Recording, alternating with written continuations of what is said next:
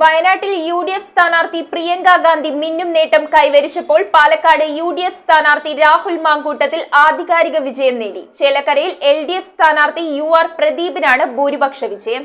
വയനാട്ടിൽ യു.ഡി.എഫ് സ്ഥാനാർത്ഥി പ്രിയങ്ക ഗാന്ധിയും പാലക്കാട് യു.ഡി.എഫ് സ്ഥാനാർത്ഥി രാഹുൽ മാങ്കൂട്ടത്തിലും ചേലക്കരയിൽ എൽ.ഡി.എഫ് സ്ഥാനാർത്ഥി യു.ആർ. പ്രദീപുമാണ് വിജയം കൈവരിച്ചത്. വയനാട്ടിൽ വ്യക്തമായ ആധിപത്യം കാഴ്ചവെച്ചായിരുന്നു തുടക്കം മുതൽ പ്രിയങ്കയുടെ തേരോട്ടം. പാലക്കാട് ത്രില്ലടിപ്പിച്ച ലീഡ് നില മാറിമറിഞ്ഞെങ്കിലും ഒടുവിൽ വമ്പൻ വിജയത്തിലേക്ക് രാഹുൽ എത്തി. ഷാഫിയുടെ ഭൂരിപക്ഷം മറികടന്നാണ് രാഹുലിന്റെ ആധികാരിക വിജയം. ചേലക്കരയിൽ എൽ.ഡി.എഫ് സ്ഥാനാർത്ഥി യു.ആർ. പ്രദീപ് ഇടതുകോട്ട കാത്തുകൊണ്ട് വമ്പിച്ച വിജയമാണ് നേടിയത്. News desk metro 7.